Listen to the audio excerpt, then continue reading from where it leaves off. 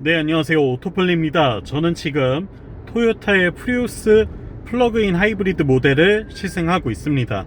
이 차의 등급은 XSE 등급이에요.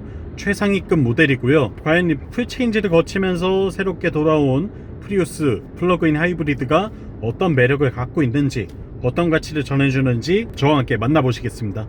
영상 보시기 전에 구독과 좋아요도 응원도 많이 부탁드릴게요. 네, 새로워진 플러그인 하이브리드 버전의 프리우스는 외관 디자인은 일반 하이브리드와 똑같습니다. 앞서 리뷰를 통해서 말씀드린 것처럼 디자인이나 옵션, 실내 공간 등은 리뷰 컨텐츠를 참고해 주시고요. 이 차는 2000cc급 자연흡기 엔진을 바탕으로 해서 전기 모터를 결합하고 있어요.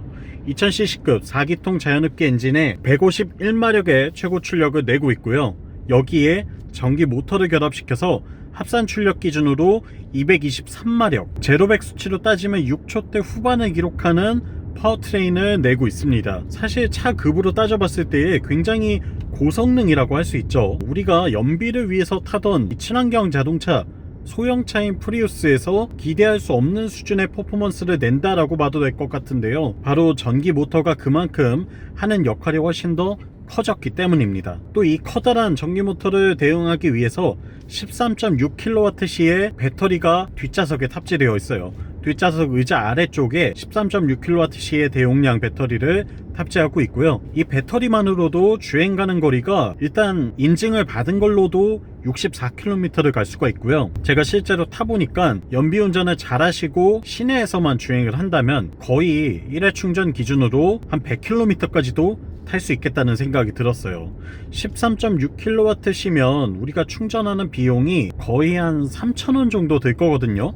아파트의 공용 완속 충전기를 사용했을 때에 3,000원 정도 들고, 그리고 한 3시간 정도 충전하면 됩니다. 그 기준으로 거의 100km 정도를 탈 수 있다는 거니까 진짜 엄청난 경제성을 갖고 있고 전기차와 거의 같은 수준이라고 봐도 무방하겠죠. 이 정도로 좋은 수치를 보여주고 있고, 전비 기준으로 따져봤을 때 1kWh당 거의 저는 이제 7.9km까지 기록을 해봤거든요. 여러분들도 직접 운전을 하시면서 개인 차이에 따라서 조금씩 수치가 달라지긴 하겠지만 최고 전비는 그 정도까지도 나올 수 있다는 거 참고해 주시면 좋을 것 같아요. 뿐만 아니라 이 차는 전기차가 아니죠. 엔진을 가지고 있는 플러그인 하이브리드 자동차입니다. 그렇기 때문에 주유만 하고 타셔도 아무 문제가 없어요. 주유만 하고 타더라도 연비가, 제가 이 차 시승하는 동안 뭐 연비 20km 넘기는 건 너무나 쉽게 높은 연비를 기록하는 거 확인할 수가 있었고요. 지금도 이 차 연비가 리터당 34.1km를 기록을 하고 있거든요. 이게 좀 말이 되는 수치가 맞나라는 생각이 드는데 진짜 대단합니다. 일단 스포츠 모드로 바꿔놓고 좀 달리면서 퍼포먼스도 한번 체크해 볼게요. 말씀드린 것처럼 6초대의 제로백을 기록하다 보니까 진짜 빠릿한 가속력을 느낄 수가 있거든요.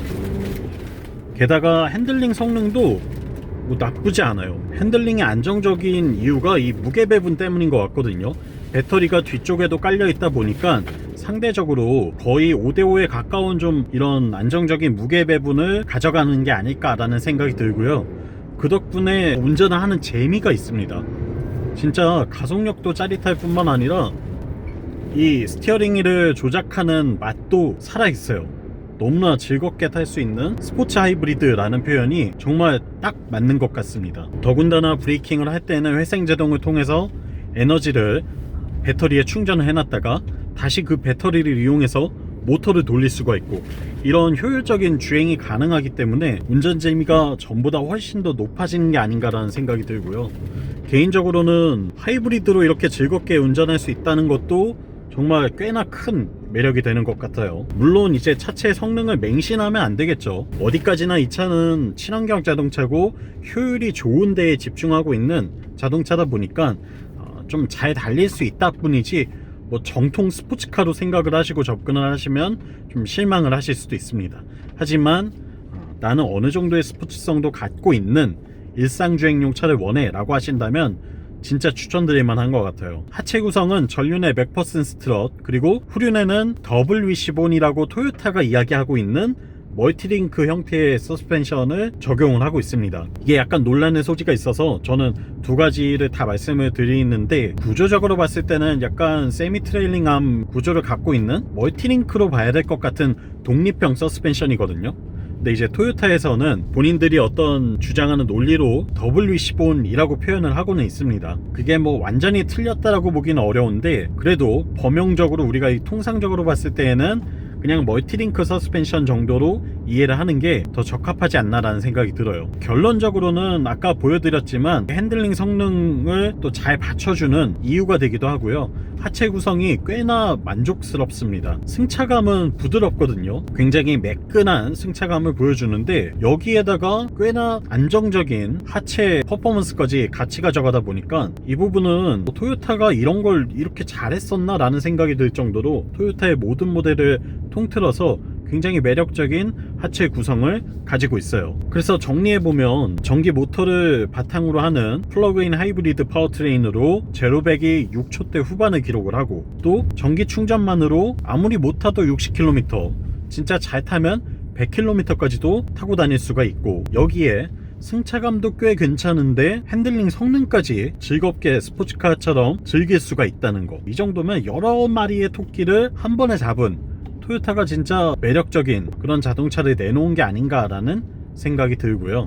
연비 아까도 말씀드렸지만 지금 제가 와인딩에서 조금 달리면서 어필 다운힐을 하고 나서 기록하고 있는 평균 연비도 리터당 29.4km를 보여주고 있습니다. 진짜 대단한 수준의 효율을 기록하고 있는 모습을 보실 수가 있어요. 그래서 잘 나가고 하체 구성 좋고 승차감도 매력적이고 연비까지 좋은 차 라고 정리할 수 있을 것 같습니다. 하지만 이 차가 소형차죠. 준중형차다 보니까 방음 성능이 뛰어나다거나 이런 건 없어요. 그리고 실내 소재들이나 이런 부분들도 사실 고급스러운 소재를 쓴 건 없습니다. 그냥 우리가 알고 있는 일반적인 토요타의 실내 구성을 갖고 있다라고 보셔야 될 것 같고요. 그리고 패밀리카로 쓰기엔 사실 적합하진 않아요. 앞서 리뷰에서도 말씀드렸지만 뒷좌석 공간이나 또는 옵션이나 이런 편의사양들이 2열에 누군가를 태우기에는 적합하지는 않습니다. 혼자 또는 둘이 타고 다니는 차로서 스포츠성을 갖고 있고 디자인이 좀 예쁘고 효율이 좋다, 이런 걸 목적으로 하시는 분들에게 어울릴 것 같고요. 패밀리카로 쓰기에는 좀 무리가 있지 않을까라는 생각이 들었습니다. 네, 오늘은 토요타의 플러그인 하이브리드 모델인 프리우스 PHEV XSE 차량을 시승을 해봤고요. 굉장히 매력적인 부분이 많아요. 하지만 감수해야 되는 부분들도 꽤 있는 것 같습니다.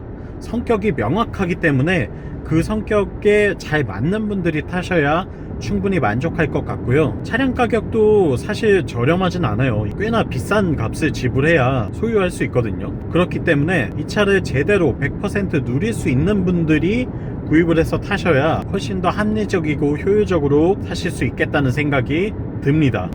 지금까지 오토플레이였고요. 영상 유익하셨다면 구독과 좋아요로 응원도 많이 부탁드리고, 전 다음 시간에 더 재미있는 차의 시승기로 돌아오겠습니다. 다음번에 또 만나요. 안녕.